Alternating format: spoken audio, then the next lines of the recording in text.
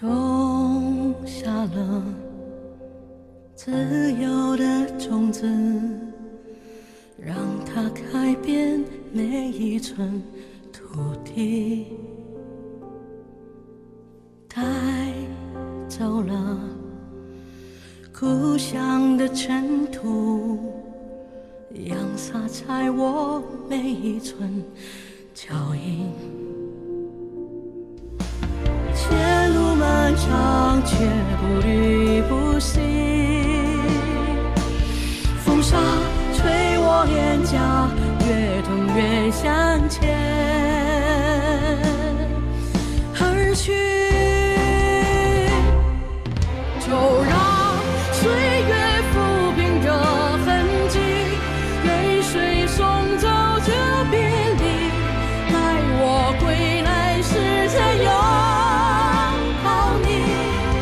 时光吹着赤脚的孩子，奔跑迎接着风雨，待我归来时花开满这天地。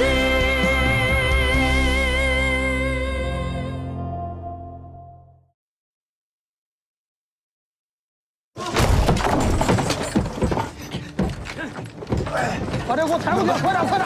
动手，哥你们慢，起来！哥你们慢，抬过去，快！哥你们慢，来，快！哥你们慢，老板，哥你们慢，不能拉呀，不能拉呀！还要你的寿材呢，去，把锅给我抬过来，快点，快去！哥你寿材，哥你寿材，哥你寿材，哥你寿材，哥你寿材，哥你寿材，不能了，不能了，哥你寿材。到。快！哥你收伞，哥你收伞呀！哥你收伞，收伞！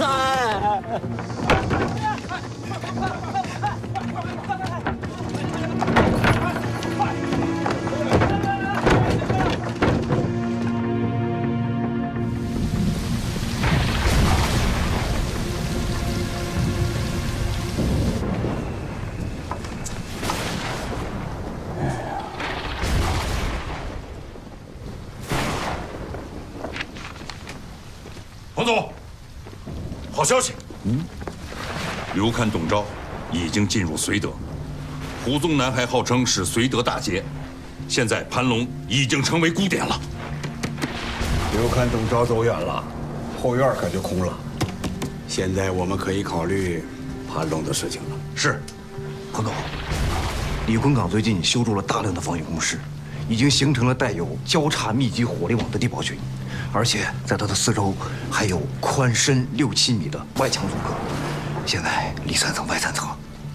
偏偏这个时候老天爷呢又来凑热闹。这么大的雨很影响咱们的攻击速度，如果咱们贸然进攻的话，很容易成为敌人的活靶子。我认为还是得打。刘戡、董钊两部如果急行军回援的话，不到4天就能到啊。是，如果我们等雨的话，我们只有3天的时间。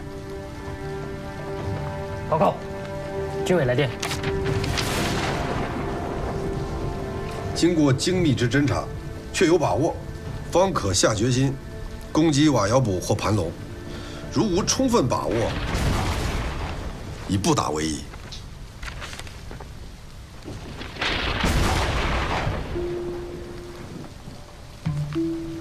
你们怎么看？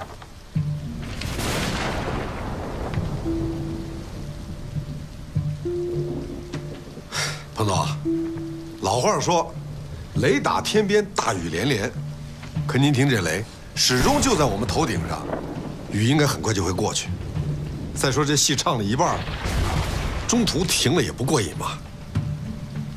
是啊，彭总，我们不可贻误战机啊。好，越是在这个时候啊，越不能打退堂鼓。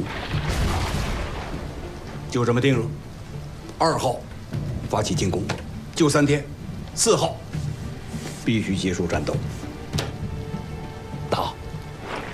是。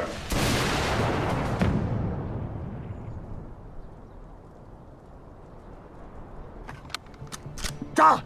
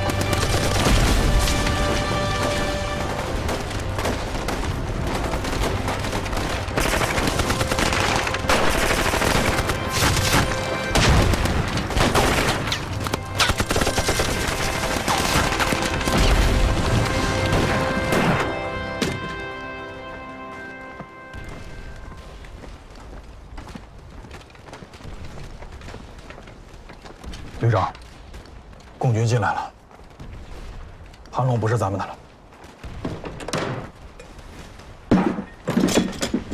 您快把这些物资都炸了吧！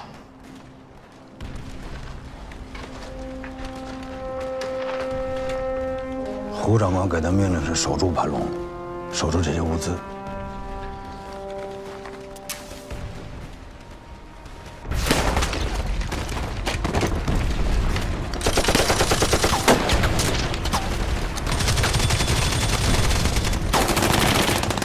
旅长，别犹豫了。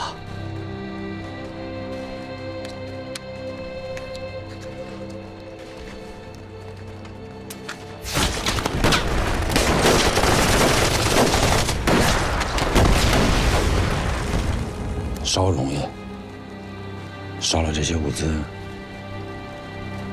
共军会让你我弟兄的人都搬家。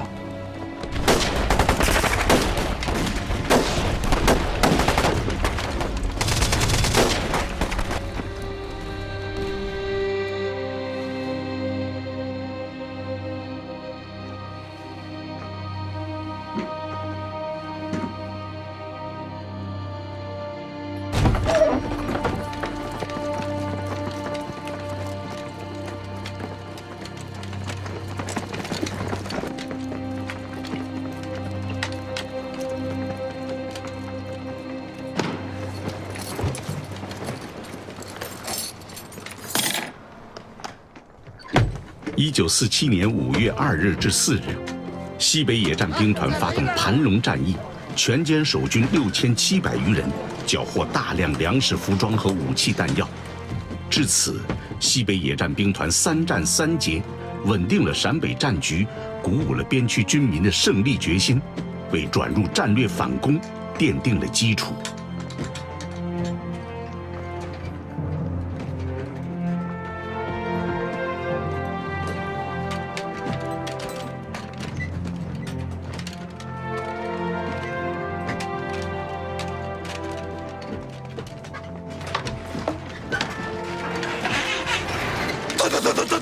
李班同志，啊，彭老总有车坐了。那是彭老总指挥的好，这要是都这么大，那太好了。是。同志们，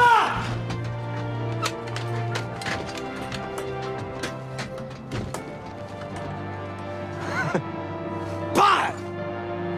一颗子弹都不要给我留下！办！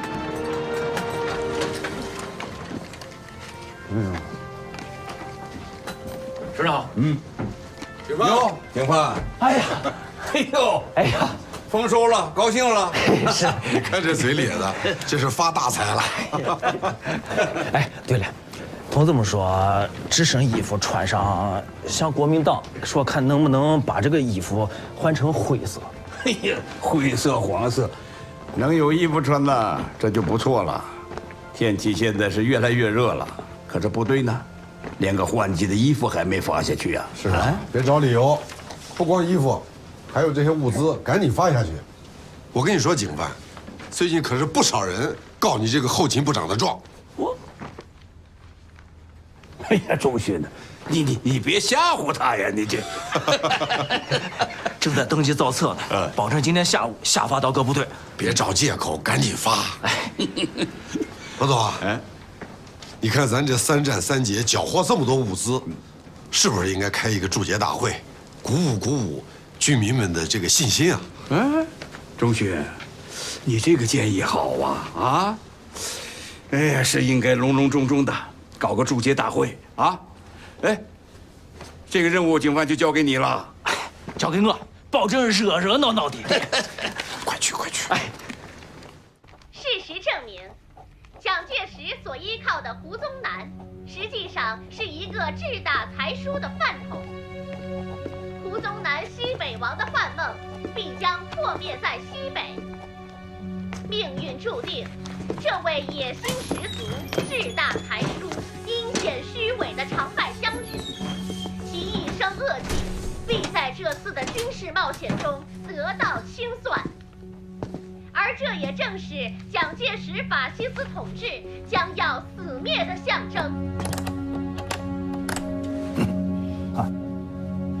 做什么了？啊，没什么。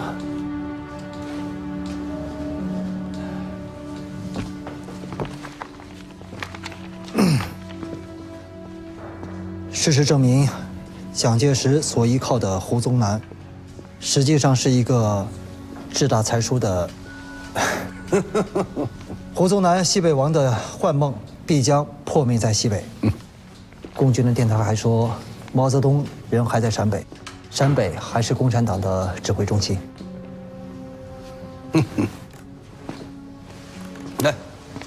哎，小辉，咱是有日子没在一起聊天了啊。你还记得你到我身边有多少年了？从民国26年冬天到现在，快10年了。10年了。还记得咱们第一次见面吗？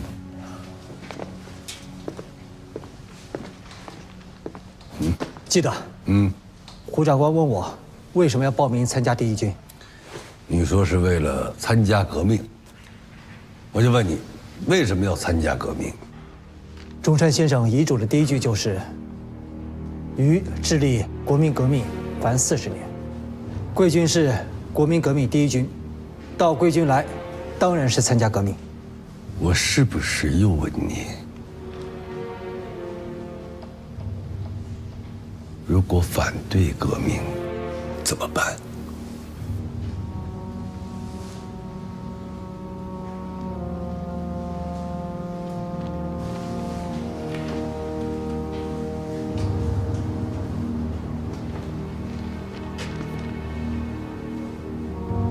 说。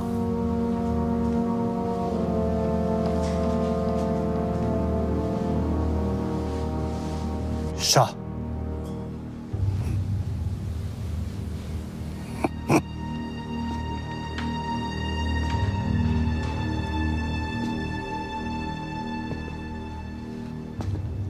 陕北真是个神奇的地方。我在西北待了10几年，人家叫我什么西北王。其实我到现在才真正的了解陕北。你以为掌握了所有，其实呢，你可能什么都没抓住。陕北，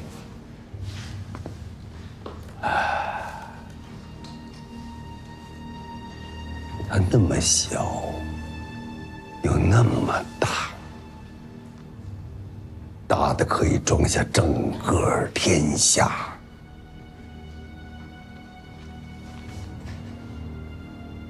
胡长官，你有什么命令，尽管吩咐，我去执行就是了。我答应过你，打下延安以后，就放你到美国留学。现在，这里忙得差不多了，收拾行李，明天就走。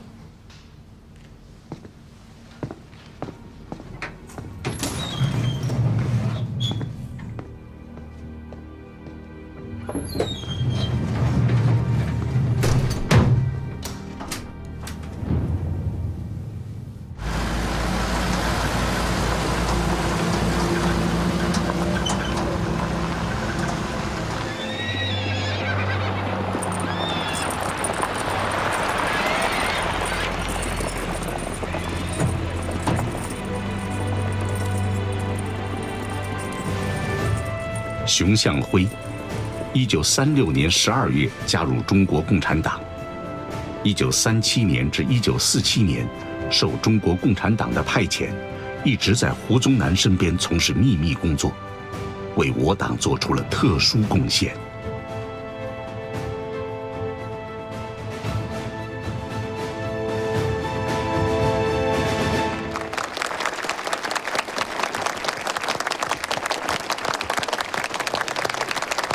哎呦，刘呀，你好，好久不见。好。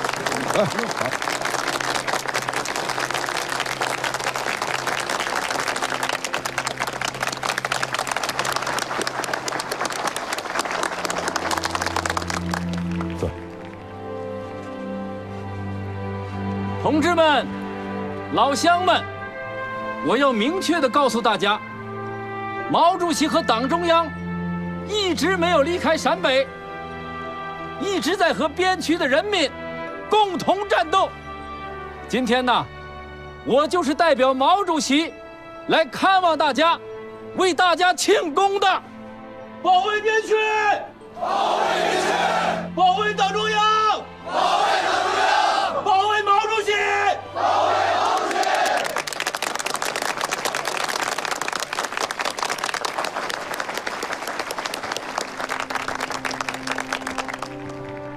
同志们，同志们，在1个多月以前，我们在延安召开了保卫延安的动员大会。当时啊，我就说过，我们一定会以弱胜强，以少胜多，取得最后胜利的。可是当时呢，有人说我彭德怀在吹牛，吹牛。牛不是什么人都能吹的，是不是啊？啊！看看吧，这还不到2个月的时间，我们呢已经取得了重大的胜利。就照现在这个样子打下去，要不了多久，我们呢就一定能够消灭蒋介石、胡宗南的军队，把延安夺回来，甚至解放整个大西北。今天呢，我们这是在真武洞祝捷呀，同志们，我们能在离延安这么近的地方开会，说明什么呢？说明我们已经牢牢地稳定了陕北的战局。我说的对不对呀？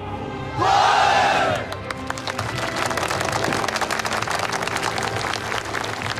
保卫边区，保卫边区！西北人民解放军万岁！西北人民解放军万岁！保卫边区，保卫边区！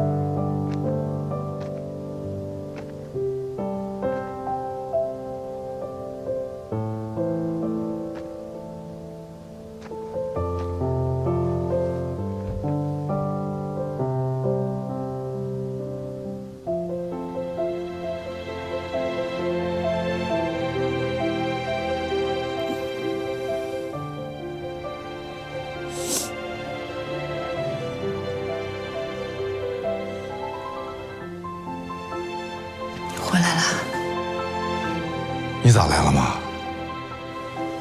我跟马平芳书记来开祝捷大会，我知道你在这儿，就想来看看你。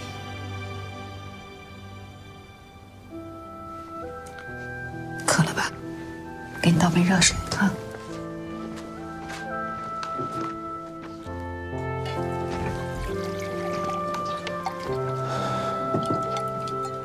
这几个月你们都在哪里啊？我突然打听了几次，也没你的确切消息。我们也是一直在转移，有时候一天转2、3回。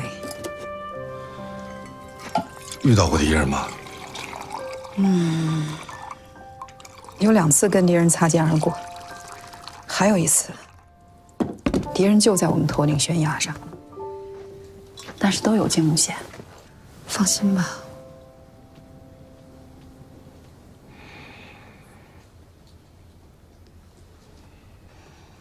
特殊时期难免有危险，你自己一定要多注意安全。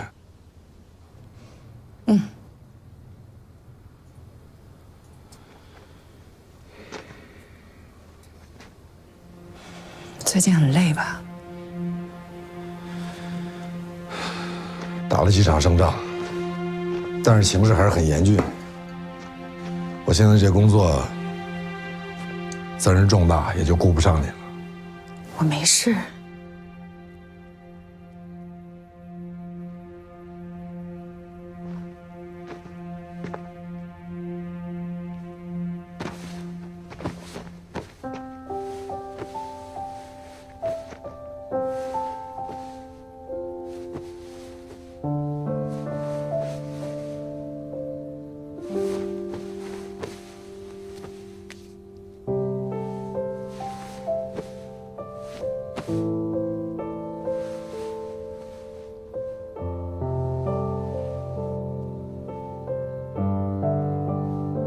不知道下回见面是什么时候了。季琴，我们是夫妻，但你要知道，只要战争不结束，5年，哪怕是10年不见，也都正常。我懂。我一会儿就走。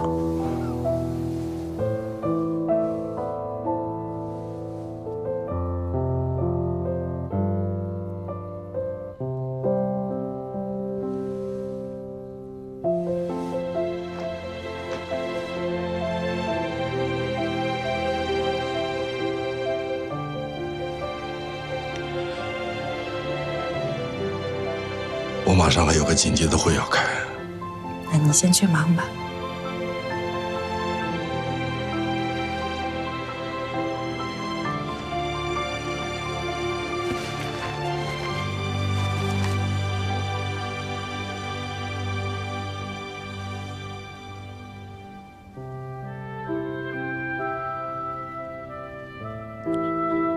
照顾好自己。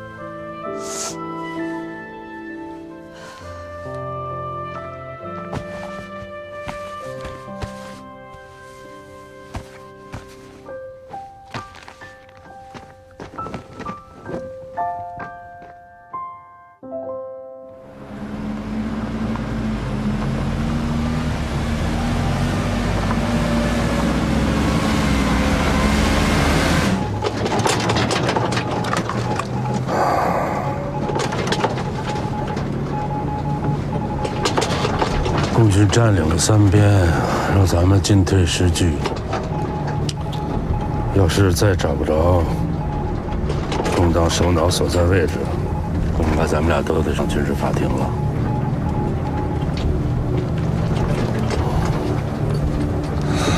这共党啊，实在是太狡猾了，故意用电台来误导我们，每一次都被他们逃脱。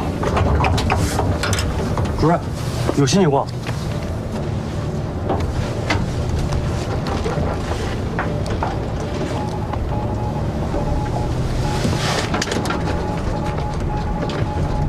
最近的发报点很频繁，很集中，都在青阳岔和王家湾一带。我估计啊，这共党的首脑机关和大人物应该都集中在那里。咱们要不要马上向胡长官汇报？先等等吧，魏主任，这一笔也写不出2个魏字，我就跟你说句套心窝子的话。咱们这个无线设备啊，胡长官一直是将信将疑，你就算报给他，他也不一定信。那你的意思是？我的意思是啊，先报给南京国防部，再报给胡长官。由总裁发布命令，胡长官一定执行。只有捉住了毛泽东，才算是真正为党国分忧。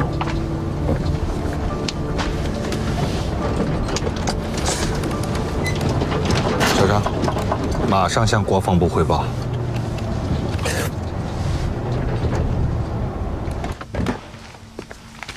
胡长官，魏大明来电，说共军电讯联络迭次频繁，肯定是毛泽东之所在。目前彭德怀的主力远在陇东，倘若我军以迅雷之势出击王家湾，实乃千载难逢的好时机。魏主任此番算是立了大功一件。消息准确吗？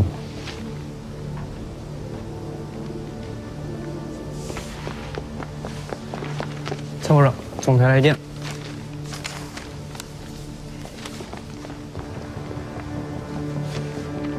总裁电令我部即刻出发，就算牺牲3个师，也要捉住毛泽东。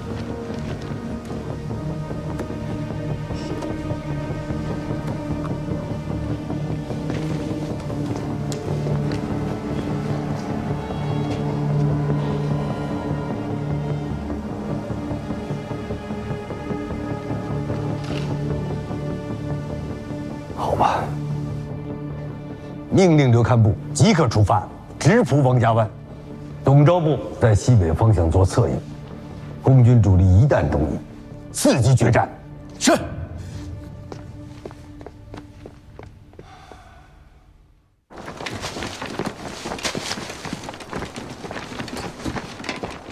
德胜同志，德胜同志，李成同志，我在这儿呢。啊，刚刚收到的电报，刘戡、董昭的先头部队正在向王家湾赶来，预计到这里还有半天的路程。德胜同志，我请求留一个加强排掩护，打他们的伏击。你们赶紧撤离吧。良言虽好，并非久留之地啊。看来我们也得走了。李德胜同志，李德胜同志，战斗队准备完毕，咱们赶紧出发。卫国同志，小高同志，你们向导团这几个月辛苦了，带着我们翻山穿沟，确保我们安然无恙，你们功不可没呀！都是习书记早已准备，这上面各处党组织、联络站，还有游击队、村民情况，还有藏粮情况，都一目了然。仲勋同志工作一向很心细，我们没想到的，他都已经做到了。仲勋的组织工作、群众工作，的确是一把好手。陕北的工作离了他，还真是不灵啊。卫国同志，接下来走哪条路啊？穿过前面的沙漠，就到靖边地界。我呀，走过雪山草地，但是没有走过沙漠呀。我们就是不按照敌人的想法去行事。敌人想把我们赶过黄河呀，我们偏偏要往西走，过沙漠也没什么了不起的。等着看看土匪的模样再走，也不迟嘛。德胜同志，你们怎么还不动身呢？路不好走，我们得马上出发。好，好，走。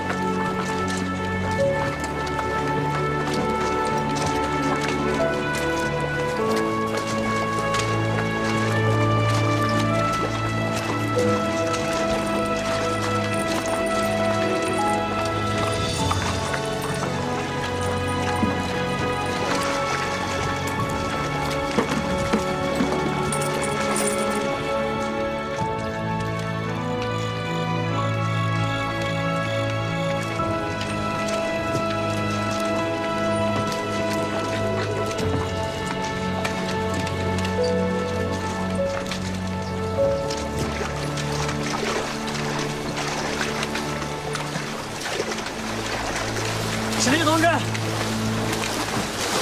这里同志，这里发现敌情，听着前进。出什么事了？前面发现敌人，叫大家保持安静，原地隐蔽。灭掉马灯，关掉手电，不准抽烟，不准说话，隐蔽。快，快点，快点，快点，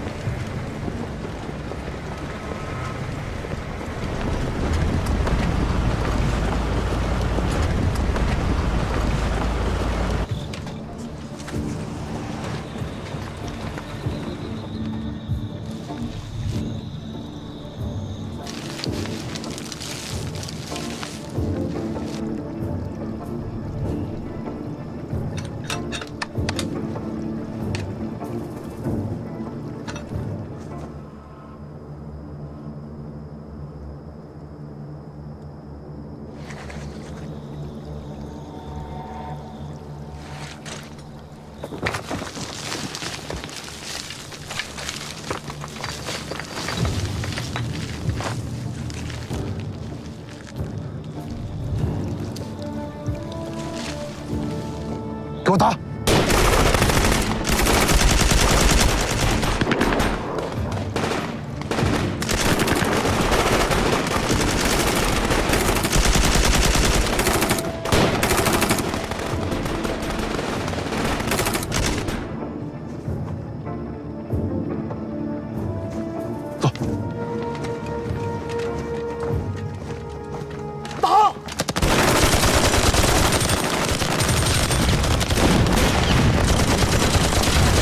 报告，北方发现小股空军部队。弟兄们，都给我正着点，一定要活着毛泽东，要活着！给我上！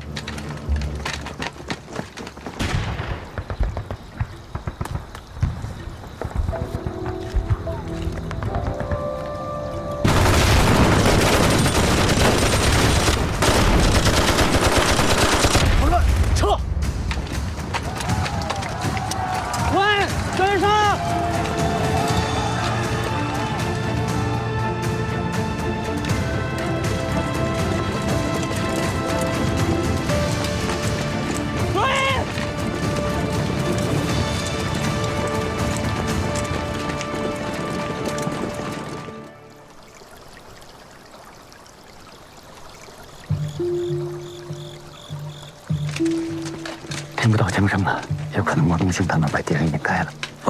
我们得赶紧找一个落脚点。对，贝果同志，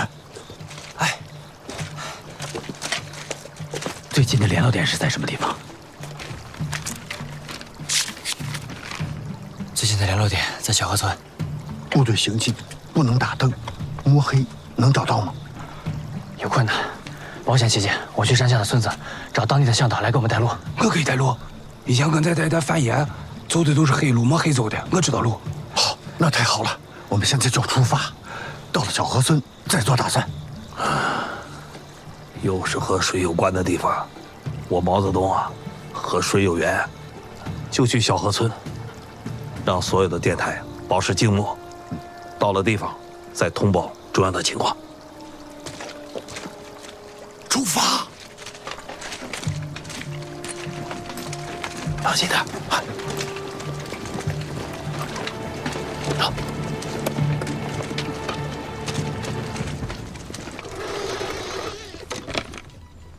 喂，啊，让习政委接电话。哎，好，习政委，彭总电话。彭总，钟勋啊，跟中央联系上了吗？还没有联系上。曹同志的骑兵团已经成功的堵截了敌人，怎么会联系不上呢？有消息马上告诉我啊！是，我们继续联系。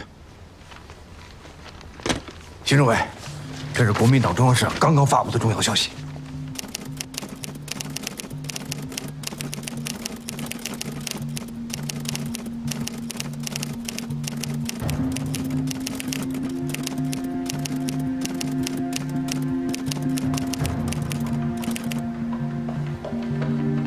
这该怎么办？是不是应该把这个消息立刻报告给彭总？不，先不要报告，继续联系中央，同时联系西北区电台、中央后北电台，一有消息马上向我报告。是。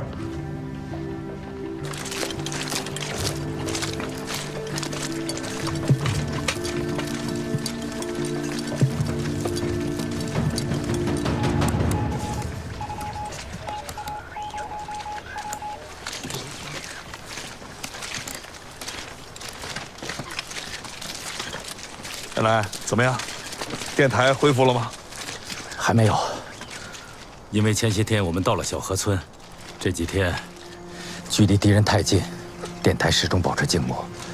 我们能收到西北野战兵团的来电，但是不能贸然使用大功率的电台副电。这是刚刚收到的朱老总和少奇同志的来电。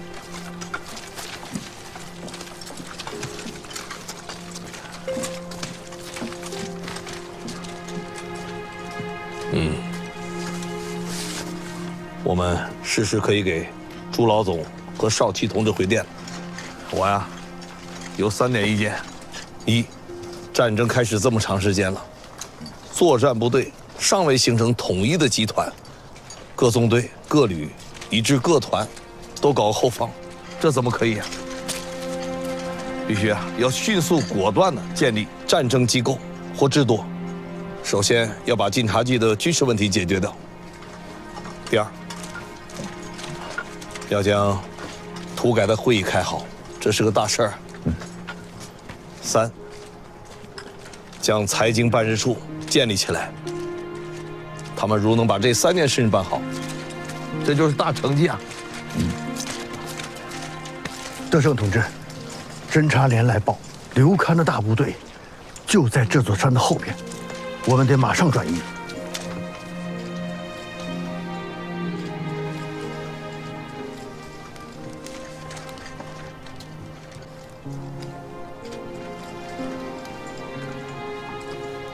不，我们就待在原地不动。天慈湾地形复杂，他们根本想不到我们会留在这里啊！命令各部队，人不离枪，马不离鞍，等敌人过去了，我们2进小河村。进了小河村，再向各部通报中央的情况。好的。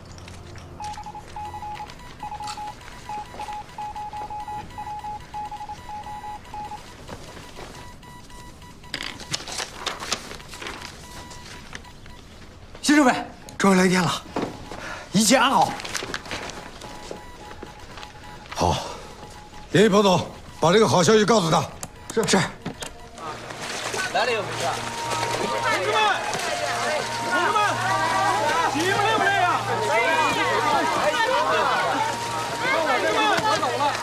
过来帮我洗。好嘞。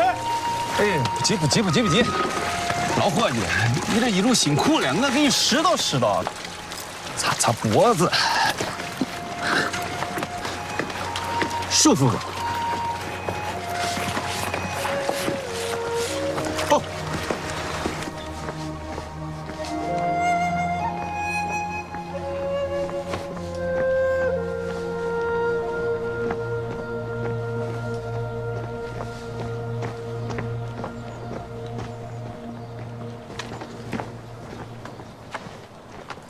德胜同志，好，毕征同志，刘邓大军已经顺利渡过了黄河。好啊，刘邓过了黄河，我们在战略上就争取了主动啊，揭开了解放战争战略进攻的序幕啊！坐。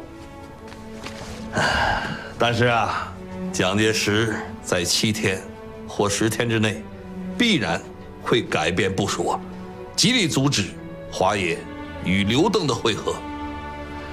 因此，华野要在7天或10天之内，以最快的动作，夺取泰安南北以及西方、西南方的地区，打通了与刘邓会合的道路啊。哦，另外呀，东北民主联军也有好消息。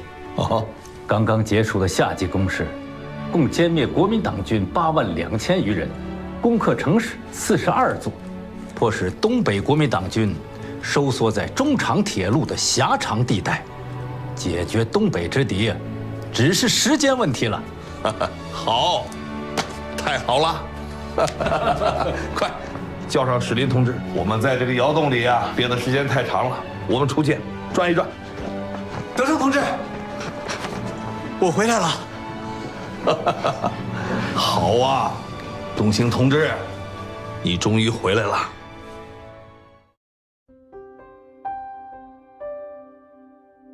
路边的小花在摇曳，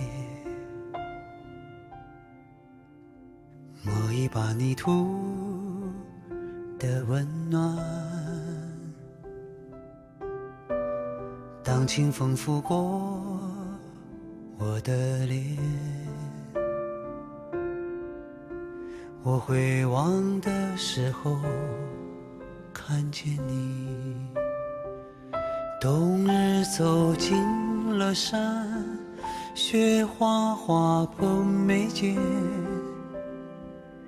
留不下脚印和你的同伴。荒漠扬起的沙，狂风刺进双眼，却从未迷失的你的视线。你一定是看见未来我的笑脸，所以你燃烧自己，升起了炊烟，守着我的家园，抚慰每片屋檐，把眷恋化成了期盼。今夜我们的梦一定可以重叠，就像日出与大地的相见。